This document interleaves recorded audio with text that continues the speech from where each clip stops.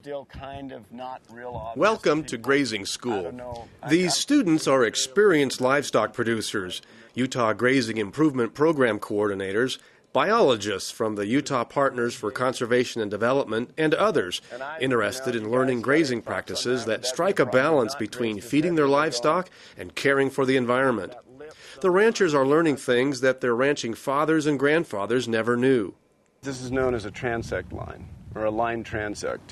And what we've done is we've got it set up so that we've got an ability to take repeatable photographs. This outdoor classroom was sponsored by the Utah Grazing Land Network through a Natural Resource Conservation Service grant and coordinated by the Utah Grazing Improvement Program. The class is intended to teach livestock owners how to monitor or take detailed notes about the conditions of their rangeland. This class setting is on the 13,000-acre Johnson Mountain Ranch up the Salina Canyon near Richfield, Utah. The students, some of whom are third-generation ranchers, spent much of the time on the ground, closely looking at the various kinds of grasses in this pasture and writing down what they found. You're kind of a third. The teacher is fourth-generation rancher CHARLEY, a Montana State University range management graduate who developed this technique of range monitoring based on experience and best management practices. He calls the class LandEKG because, in a way, it measures the heartbeat of the land. The ideal monitoring program is one like when you check the oil in your engine and you pull that dipstick out and it tells you how much oil and it tells you what to do. Essentially what we're trying to do is check the engine oil level on the land in a way that we're not just looking at one thing, but we're looking at the ecosystem itself. All right, good. And then to check that dipstick, as he calls it, a series of scientific measurements are taken, and they are taken from the same spot year after year. Here they laid out, from east to west, a 200-foot tape measure.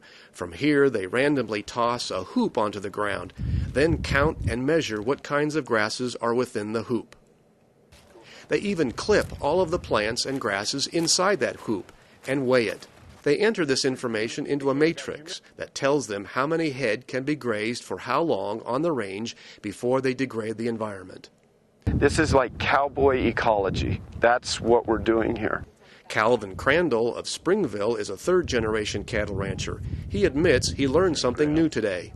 I'm going to go back to my range, and rather than just look out across and say, I've got grass, I'm going to graze it, I'm going to go out there and take a production. I'm going to go out there and clip the grass, find out the actual production of the grass, convert that into animal days, and then find out how many animals I can graze and for how long I can graze them.